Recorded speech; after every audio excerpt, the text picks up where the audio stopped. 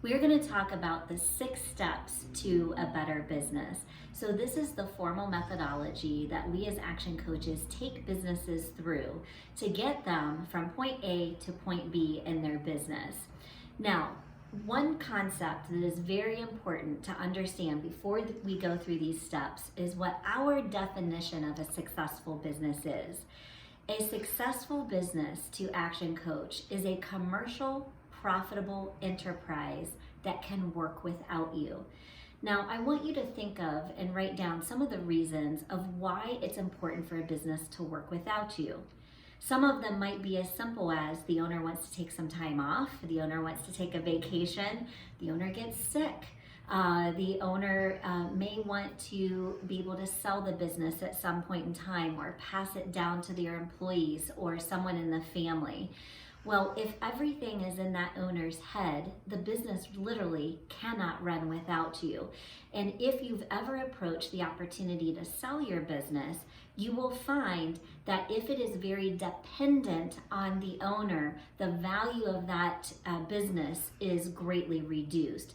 So it's very, very important that we go through these steps to build a commercial, profitable enterprise that can work without you. That is where you get the true value of your business and the ultimate value of your business. And not only that, but then you can replicate that business if you want to, either by multiple locations, you could franchise it, open up new product lines, whatever it may be. So let's talk about those 6 steps at a very high level.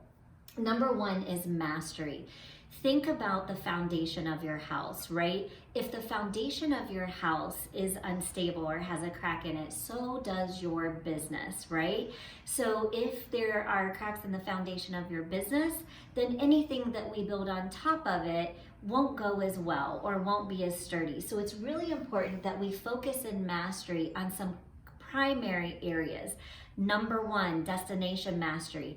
Having good, clear goals and knowing where you're headed and what you want to achieve. Time mastery, making sure that you are leveraging your time so that you are working more on the business versus in the business.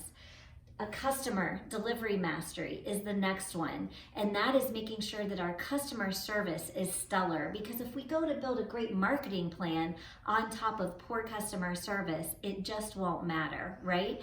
And then the last component of mastery is financial mastery. We must know our numbers. I always relate financial mastery to basketball. My son plays basketball, and think of the scoreboard up there on the wall, right? If we don't know the score, if the coaches and the team members that are out there on the floor don't know the score, don't know how much time is left on the clock, how do they know what play to make if it's 30 seconds left and you're down by 2? You might make a different play if you were up by 20, right? It's the same thing in our business. If we don't learn and know our financials, then we don't know the scoreboard of our business. And so my challenge for you, if financials is something that you struggle with, go learn it. Learn how to do it. And if you don't enjoy learning it on your own, get a coach to learn how to do it. All right, once we achieve mastery, we can then go into niche. Niche is all about the sales and marketing. It's about creating your unique selling proposition. What makes you different? What makes you unique? This is where we get to predictable cash flow. The key word there is predictable, not just positive cash flow, but we want you to be able to predict your cash flow so well that you can predict it 6 months out. That you're marketing, your messaging, and you're testing and measuring your marketing to know that when I spend this much money on marketing, I know I will get this much return. So that's what we focus on niche. When we get to leverage, we are really focusing upon systems. So everything that's in your head, taking it and systematizing it and documenting it so that we can train the team to be able to follow how we want things done in our business. So think of this as kind of the black book of your business. Whether you ever intend to franchise your business or not, you need to view it in this mentality that everything is documented so well that you could hire anybody to come in and follow it for you. Now, we kind of have a rule of thumb with leverage. We can't systematize 100% of our business, but we can systematize 80%. The other 20 is humanized, okay? Once we have good systems in place, we can now bring on our dream team. Now, you may have team members in place now. That's okay. When we get to this point, however, we are building our dream team. This is that key leadership team of 1 to 4 to 5, no more than 7 people that are responsible for leading your organization, whether they're leading different departments or different customer base, whatever it may be.